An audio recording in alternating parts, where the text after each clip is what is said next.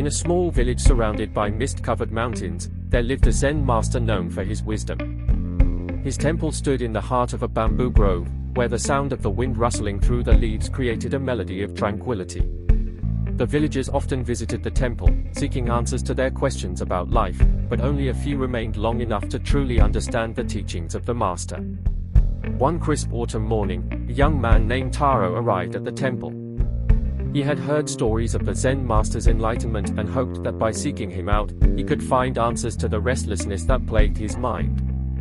Taro was young and ambitious, filled with desires to be successful, wealthy, and respected.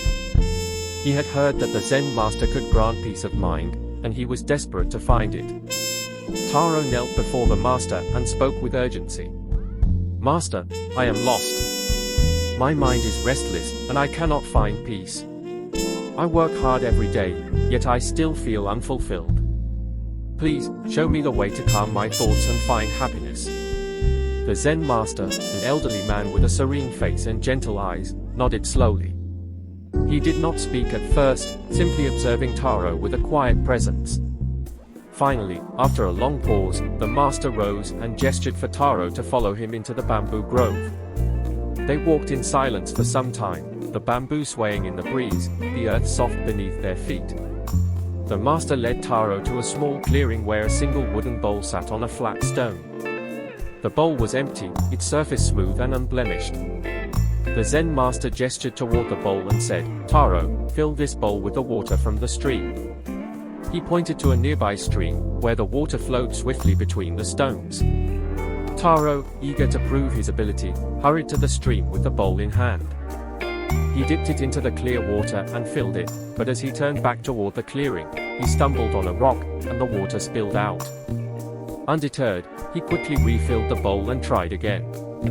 But each time he reached the clearing, the water had spilled, and the bowl remained empty. Frustrated, Taro returned to the master.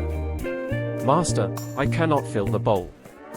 Every time I try, the water slips out. What is the point of this task? It is impossible." The Zen master smiled gently, his eyes filled with understanding. "Taro, the bowl is like your mind. You seek to fill it with knowledge, with desires, with ambitions, but it cannot hold anything unless it is empty. You must first empty the bowl to truly fill it." Taro was silent, his mind racing. He had always been told that the more he acquired, the more he would achieve, but here was a different way of thinking, one that seemed to go against everything he had been taught. He looked at the master, seeking clarification. The master continued, "You are like the bowl, Taro. Your mind is full of distractions, your desires, your worries, your expectations. You seek peace, but your mind is already full. Only by emptying yourself of these distractions can you experience the true peace you seek." Taro sat on the ground, his heart heavy with confusion.